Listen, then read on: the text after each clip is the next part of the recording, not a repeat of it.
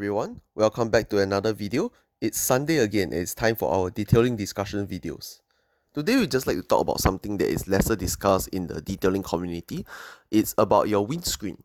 Now, do you notice that when you're driving, sometimes your windscreen tends to get all smudgy and greasy looking, and it might really be hard to see through. No matter how you wash it or how you use your wipers, you just can't seem to get a perfect 100% clear vision. Now, this is what we commonly call and refer to as an oil film. Basically, it's like a thin layer of oil that is deposited onto your windscreen. It can be caused through a variety of reasons. One of the reasons is actually on the contaminants that fall onto your windscreen itself. It's the same type of contaminants that will usually find yourself onto the car paint, but when it ends up on the windscreen, instead of like causing a layer of dirt on your car paint, it actually causes this layer of blur. And the reason for that is because in Singapore's tropical climate, we talked about how it has high humidity, frequent rainfall. The oil film can be easily fall on the car due to a mix of contaminants in the air or the moisture in the atmosphere. There is no one-way solution to completely eradicate this problem or prevent it from happening, because it's just something that all car owners go through as you use the car. It happens through usual wear and tear as you drive the car in and out during your daily lives. Now today, however, we have this windscreen over here from our NV200. It's one of our company vans. We're going to use it to show you how to remove the oil film on your car for you to get a clearer vision when you drive. So stay tuned to the video to find out. So what we have here is actually three panels. On the far left and the far right are actually bare panels. I didn't do anything to them, they are in the normal state. But in the middle, I actually added a ceramic coating on it. It's a spray coating, a chemical guys hydro view that I used. It's something that we use in our maintenance wash product, so I'm interested to see how it would affect the whole process. But personally, as we can see from the previous video, the coating doesn't really prevent the oil film from forming up. So what we're going to do, we're going to work on this panel itself. This panel is a bare panel, and we have three comparisons at the end of the video. The first one is the bare, coating, and a removed and worked on polished panel. So for today's video, we will be going with these products. For our polish, we will go with a SONAX profile line glass polish. The reason for this is because out of all the glass polishes on the market, I actually feel that this has the highest concentration of serum oxide, the product that is used for glass polishes. It's a gut feeling actually, but based on our experience, we had minimal effort and we managed to get the effects that we want. And we got the job done by using this product. So we are sticking with the SONAX profile line glass polish for now. The second reason is because, of course, you can always use a traditional compound, but we believe that you should use products that are specifically made for specific applications like this. And from what SONAX touts, this is one of the best glass polish on the market. Now, secondly, today we are going to use the 𝗏𝗔 machine. It's our trusty 𝗏𝗔 machine that we have been using for all our appointments. I believe it's something that you can see commonly with a lot of detailers because it is a good piece of machinery. The choice of pad is something that I want to talk more about. This choice of pad is our blue foam pad. It's the coarse pad actually. It's one of the highest, heaviest cutting pads. The reason for that is because serum oxide actually has the potential to damage your pads. So I wouldn't want to risk using my orange medium cut pad or my red foam finishing pad. Those two are softer and we wouldn't want the serum oxide to damage that foam pad itself. Now, some may ask why not a rotary and wool machine? I understand that's the usual combo you'll go for polishing a glass, and it's a very aggressive approach. Personally, I'm not a fan of the rotary machine. I feel that it's a bit too aggressive and harder to control than a dual action polisher. But also from the fact that the rotary machine together with a wool pad might be a bit too aggressive for my liking. Let's say your glass panel, it might have a stone chip, it might be cracked, it might be 12 years old.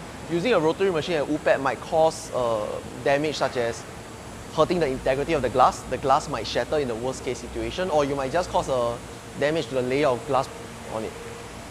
It wouldn't work well, I wouldn't want to do it. So today we are stuck with this too. Well, let's see how it goes.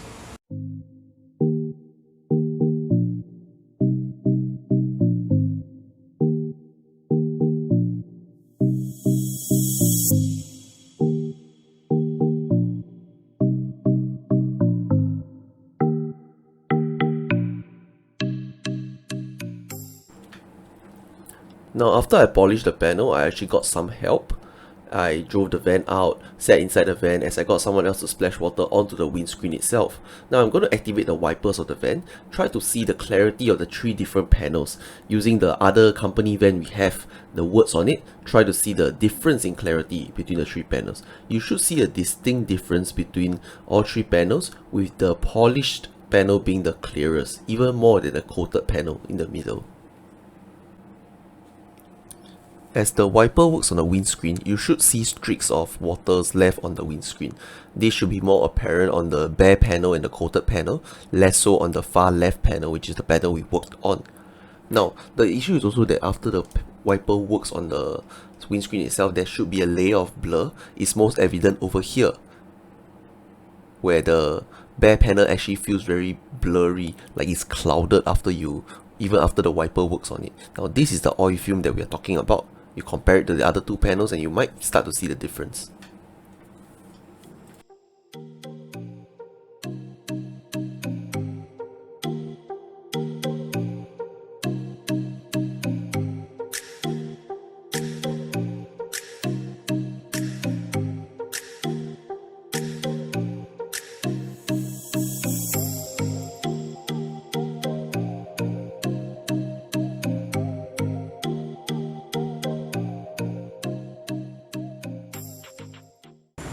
So now that we've finished polishing the windscreen, we're actually going to add a layer of ceramic coating onto it. The ceramic coating of choice that we have is this Chemical Guys Hydro View.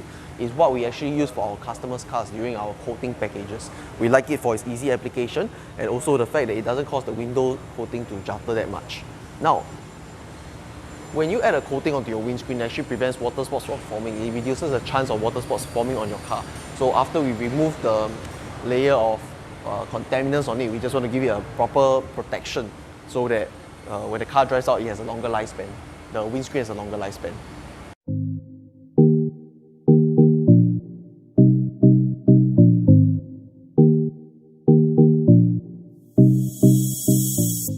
Now, there are a few takeaways from this episode. We hope you learned something new about your car's windscreen.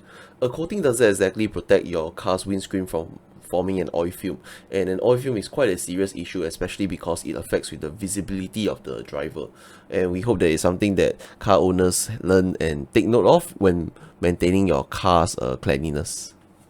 Well, if you do lack the equipment and the products needed to perform this task yourself, you can definitely ask your local detailer to help you with this.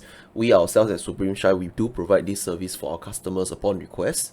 But if you are interested to take up this task and try out polishing your own windscreen and getting into the world of detailing, definitely you can also reach out to us. We have a bunch of resources that we can share, and our friends at SONAX Singapore or 𝗤𝗏𝗡𝐻 will definitely be happy to help you out.